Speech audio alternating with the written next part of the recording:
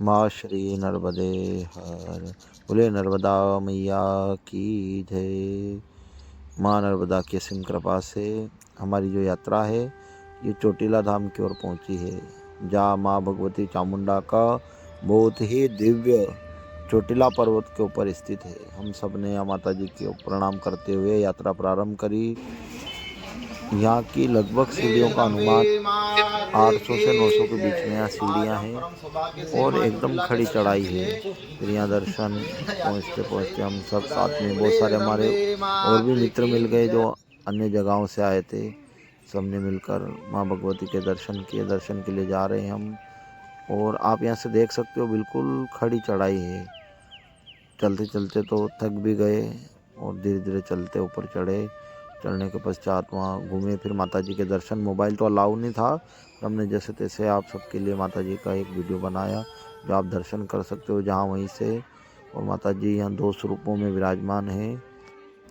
माता जी का यह बहुत ही प्रसिद्ध धाम है जहाँ अनेक यात्री लोग नित्य दर्शन करने के लिए माँ के आते रहते हैं। ये जगह है सुरेंद्र नगर जिले में स्थित चोटीला पर्वत के ऊपर माँ चोटीला के नाम से प्रसिद्ध स्थान है, जहाँ माँ चामुंडा का स्थान है। फिर उसके पश्चात हम सब वहाँ से यात्रा बढ़ाई। हम द्वारिका पहुँच गए रात में। फिर हमने यहाँ सवेरे नाश्ता वगैरह करके फिर यहाँ से आगे की यात्रा बढ़ाई। नाश्ते में भोजन में नित्य ही परिवर्तन होता रहता है। कभी चावल खिचड़ी तो कभी पोहा, पकौड़ी, आलू बड़ा इत्यादि परिवर्तन होता रहता है। फिर इससे हम पहुँचे नागेश्वर, जो 12 ज्योतिर्लिंगों में आता है। यहाँ हमने दर्शन किए भगवान के। यहाँ भी मोबाइल अलाउ नहीं है, पर जैसे तैसे हमने वीडियो बनाया है। वीडियो बनाकर भगवान के दर्शन किए। दर्शन करने के पश्चात हमने यहाँ नित्य ही भगवान का अभिषेक होता रहता है। जो भी करवाना चाहता है 250 रुपये की रसीद कटवाओ और भगवान का पंचामृत पूजन करके अभिषेक कर सकते हैं। इसी के साथ में आप देख सकते हो अंदर अभिषेक अभी चल ही रहा है और ये सुविधा बहुत अच्छी है। कोई कहाँ से आया है, इच्छा हो तो भगवान का अभिषेक कर सकते हैं। फिर यहाँ भगवान शिव पार्वती के साथ में विराजमान है। यहाँ नित्य ही जल की धारा बहती रहती है। फिर ये शनिदेव का मंदिर है। फिर यहाँ दर्शन करके फिर पूरा मंदिर प्रांगण में हम घूमे। फिर यहाँ भगवान शिव की कम से कम 100 फीट से ज़्यादा ऊंची एक प्रतिमा है। इसके पश्चात हम पहुँचे गुजरात की प्रसिद्ध स्थान गोपी तलाई। इसका ऐसा प्राचीन इतिहास है कि भगवान कृष्ण से जब गोपियाँ का विवाह हुआ, उस समय भगवान कृष्ण से गोपियाँ मिलने के लिए गई, तो आप सामने एक वट वृक्ष देख सकते हैं, उसके नीचे भगवान कृष्ण बैठे हुए थे। उन गोपियों ने अश्रुधारा करते हुए अपना जो देह था वो भगवान कृष्ण में विलीन कर लिया, और उसी समय से इस स्थान का बड़ा प्राचीन भगवान कृष्ण से रिश्ता हो गया। अटूट रिश्ते के कारण इसकी जितनी भी रज है वो सब गोपी चंदन के नाम से प्रसिद्ध है। यहाँ से देश विदेश के लोग आकर गोपी चंदन अपने मस्तिष्क पर धारण करते और भगवान स्वयं कृष्ण इस चंदन का लेपन करते हैं। ये बहुत ही महत्वपूर्ण है। कभी भी आप यहाँ आइए तो गोपी चंदन अवश्य ले जाइए। इसके बाद भगवान ठाकुर जी के हमने दर्शन किए हैं। गोपीनाथ जी और राधा कृष्ण दोनों का मंदिर है। फिर कुछ खरीदी करी। इसके पश्चात हम आगे बढ़े तो भगवान के अनेक अनेक स्वरूप यहाँ विराजमान, उन सबके दर्शन किए। इसके पश्चात हम पहुँचे भेट द्वारिका। पहले यहाँ बोट से जाना पड़ता था, अब यहाँ पुल बन गया है। इस पुल का नाम है सुदर्शन ब्रिज। ये बहुत ही लंबा ब्रिज है और बहुत सुंदर तरीके से बनाया है।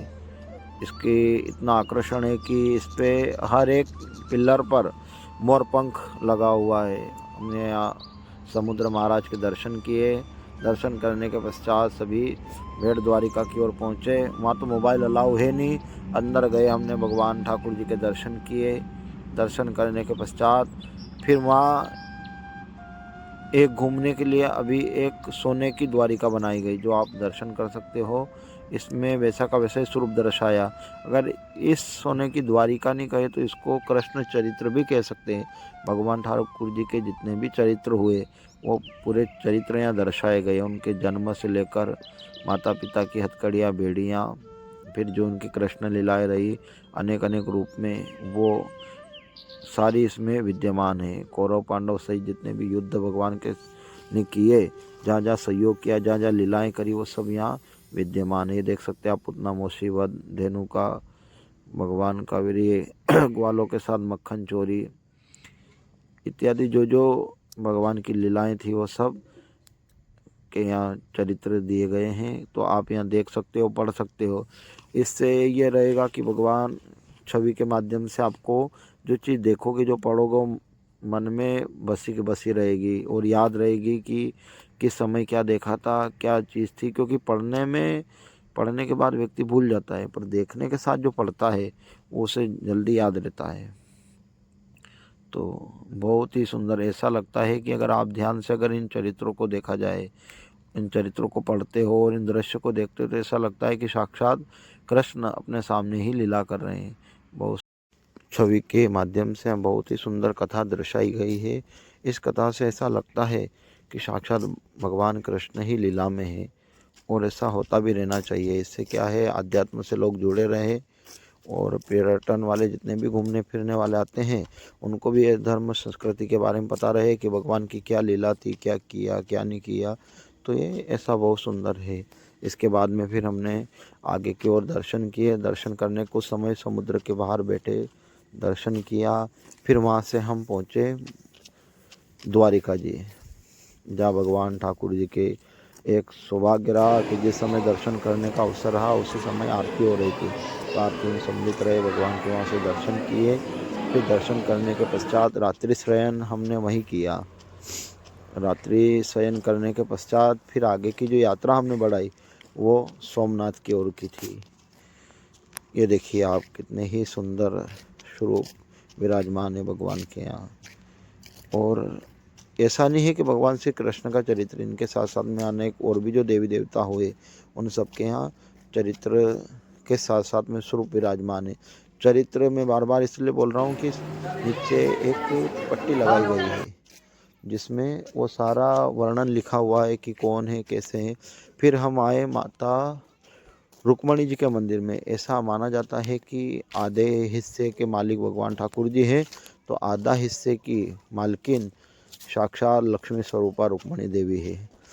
यहाँ का दान का एक महत्व है कि यहाँ पानी दान किया जाता अपने पितरों की शांति के लिए, अपने पितरों के मोक्ष के लिए यहाँ पानी का दान किया। ये आगे हम इसका पूरी खोज करके फिर आपको बताएंगे। वैसे माना यह गया है कि एक समय माता रुक्मणी ने दुर्वासा ऋषि को भोजन करने के लिए बुलाया।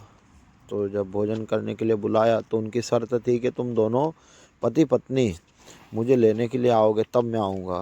तो ऐसी कथा में भगवान कृष्ण के, इसकी पूरी लंबी कथा, इसका हम एक अलग वीडियो डालेंगे। फिर हम आए सोमनाथ की ओर। ये जो दृश्य आप देख रहे हैं, ये इतना मनोहर, इतना सुंदर दृश्य था कि समुद्र किनारे हम थोड़ी देर मस्ती किए। मस्ती तो क्या, आनंद ही लिए, और लहरों के साथ में। और ये बहुत अच्छा लगता है जब अपन नेचर की, प्रकृति की ओर जब जाते हैं, तो बहुत सुंदर लगता है। हमने यहाँ स्नान किया, फिर थोड़ी देर इधर ही घूमे फिरे। फिर यहाँ का सबसे सुंदर है कि यहाँ नारियल बहुत सस्ते मिलते हैं। 10 रुपये में नारियल मिलते हैं पीने के लिए। ये आप मानिए कि दक्षिण भारत में तो सब दूर ही नारियल सस्ते मिलते हैं, पर लगभग सोमनाथ में बहुत ही सस्ते। फिर हम नारियल वगैरह पीने के बाद, स्नान करने के बाद, फिर हम पहुँचे जूनागढ़। सोमनाथ के दर्शन, वहाँ भी मोबाइल अलाउ नहीं है सोमनाथ में, तो हमने वीडियो वगैरह कुछ भी नहीं बनाया। जान नहीं है वहाँ, हम कोशिश भी नहीं करते हैं। बाकी देखिए, इसलिए विशेष मोबाइल का रहता है, अगर मंदिर प्रशासन या जो भी वहाँ है अगर मान जाते हैं, तो हम वीडियो इसलिए बनाते हैं कि सबको दर्शन हो और पता चले कि क्या, किस जगह क्या स्थिति है और क्या दिखाया जा रहा है वास्तविक क्या। फिर हम पहुँचे जूनागढ़, जहाँ नरसिंह मेहता का मंदिर है। फिर वहाँ दर्शन करने के पश्चात फिर हमने गायत्री शक्तिपीठ के दर्शन किए। उसके पश्चात आगे की जो रहेगी, वो गिरनार पर्वत की, आशापुरा माता के साथ साथ में आगे की ओर की वीडियो रहेंगे, जो आपको दर्शन करने